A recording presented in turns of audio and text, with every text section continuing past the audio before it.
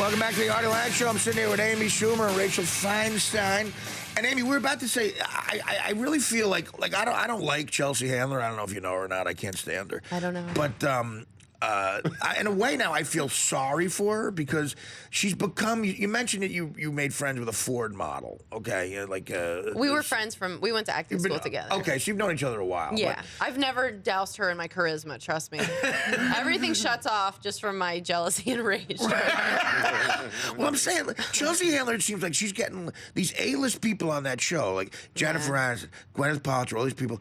And when they're on there, you could tell the relationship is sort of pathetic. Yeah. Like she's the hag that'll say whatever they'll never say. And they're not funny. Right? No, exactly. And like I saw a clip of her and Gwyneth Paltrow talking recently, and Chelsea Handler's like, so whatever, you're like, well, I'm a bitch, and you're the bitch, you're a bitch, and Gwyneth Paltrow's sitting there like,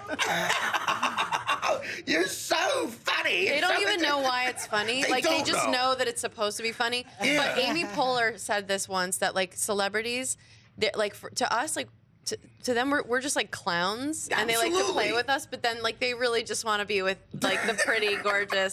And I think Chelsea's really pretty, but you know, Gwyneth and Aniston. Oh, she's not. Yeah. Chelsea Handler's not like, you know, she doesn't look like me in a wig, but I'm saying she doesn't look like Jen Aniston and these Gwyneth Paltrow. But I just feel that she's been forced into this where.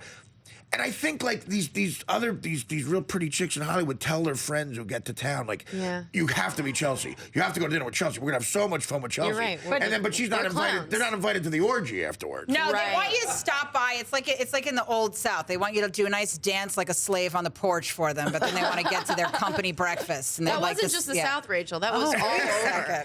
Yeah, comedians everywhere. Comedians have been treated like that forever. Yeah, they're like, bring your cane, do a little jig on the porch, and then we'd like you to take your soiled self and be rid of us. You know what's great for that? David Spade has had a million different relationships. I've known Spade for about 15 years, and he's been friends at different times with like Sean Penn, Al Pacino, and he loves it. He's like a lapdog. He's like, and they eventually get done with him, and they forget it. Like, but he told the greatest story about Sean Penn. Like Spade stays under a different name when he's in Vegas, you know. So he's hanging out with Sean Penn, and Sean Penn said, "I'm going to be at the same hotel you're at.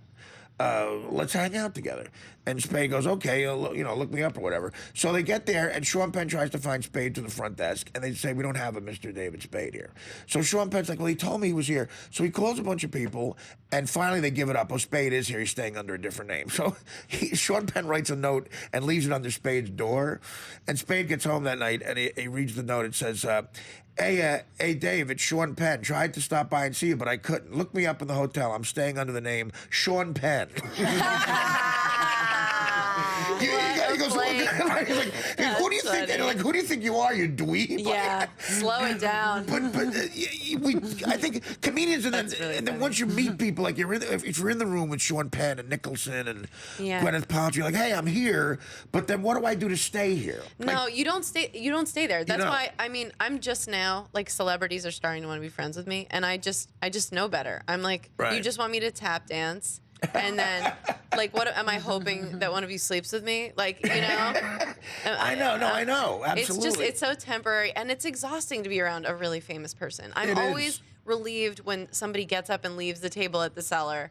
Yeah, that's famous. It's and you know, Chris Rock is a guy I've known on and off for years, but I still have a relationship with Chris where if he's sitting there, I do feel like, man, I better be funny right now. Yeah. Like, you know, and then you get really nervous, and you're like, it's a relief. Like, get up and leave. Yeah, please leave. One time I ate mushrooms, and I was at Bonnaroo, you know, that festival, and Margaret Cho sat down next to me, and I like grew up, you know, loving her. Right. And I'm on mushrooms, and I'm like starstruck, and she's like, let's hang out. And I'm just like, and I was just like, I just said to her, like, can you just leave? Because I want you to like me so much. And I'm on mushrooms. Let's end on this note. Like, you don't want it to go, like if it starts out good, and for 10 minutes, like, you're having a good time, then you want to go, okay, can we leave it there? Yeah. Let's keep this. And then I'm not joking. Somebody came around to bust the table, like, of the beer tent, and he had a baby arm. And I was on mushrooms. And he was, like, using his baby arm to bust the drinks. And I was like, this is the worst moment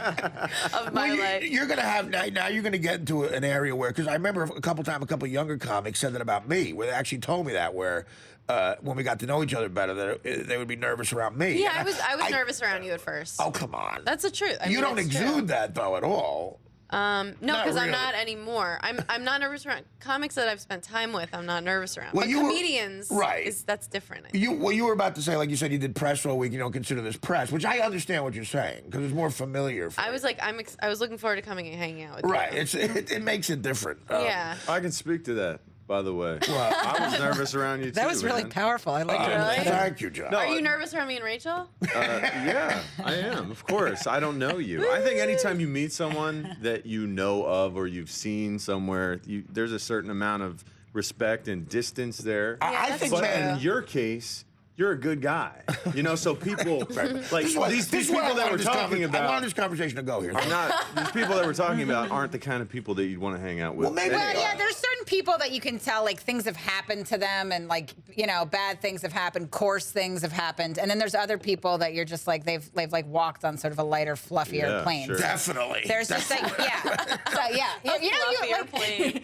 yeah, you just like talk to some people and like, they're like, I was sitting next to this That's girl. a good point. That's absolutely. Yeah. Right. You haven't had a hard day in You your haven't, life. yeah, nothing's been. I was on the road and I just gone through some sort of like a rancid breakup, and this woman walked up to me and she was just like one of those girls, and like even in her voice, you know, oh, she has no burden, like nothing's really ever gone awry in her life. And the show was over and she walked up and she was like, I just want to say, and that was her voice, you know, it was just sort of a preposterous voice. It's like, do you think thoughts in that voice? It's unacceptable.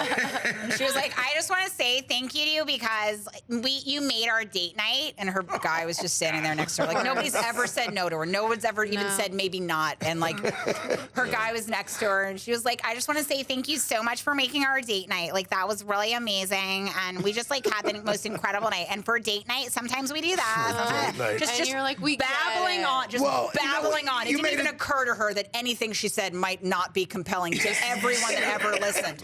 And you made a good point too about you realize that's the voice that narrates her life. That's the voice she hears inside of her head, and it's like one of those. And you always hear with girls like that are always saying things like, I can only be friends with guys, like, because, like, women are really jealous of me. It's like, no. No, you can only be friends with guys because women would never listen to your nonsense. They don't want to be inside of you. Why would they bother? You know? That's why all your friends are men. Any woman that says that, they're like, I can't be friends with girls. It's fun that they're in the crowd at our shows, and that when they open their mouths, we get to be the person to say, I don't care. Right. You're not interested. Absolutely. And see in their eyes, like, that no one's ever said this before. They're like a deer in headlights. Like, what? Like, never. Look, we're not the people at the party who are just like, listen to anything you say. Yeah. We actually have to, we want to get the hell away from you. Yeah. I don't want to hear how your size fluctuates between Ann Taylor Loft and Abercrombie. Like, Ann Taylor Loft. Yeah. God, I wish I got that reference because it sounds amazing. But I think the idea of funny women, though, I think a lot of men don't want to admit that there's funny women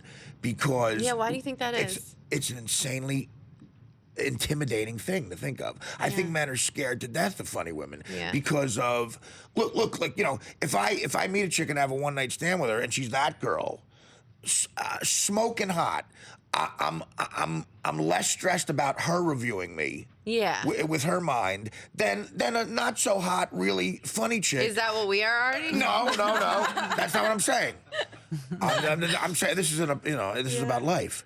I would rather, in other words, I would rather bang a 9 who thinks like that girl than a 5 who is really funny, because the 5 is going to just eviscerate me in a real, like, smart, funny, sarcastic way, and I don't want to hear that. So funny. I don't want to hear that review in my head. Norton and I were just talking about this, how, like, we've both in the course of our lives, we've hooked up with some pretty impressive, like, our rosters are good, the people that we've slept with, but that, like, once in a while, you know, just somebody that you should be able to hook up with will just put you in your place. He's like, there's nothing like a 6 to remind you that you're garbage. Well, no, exactly.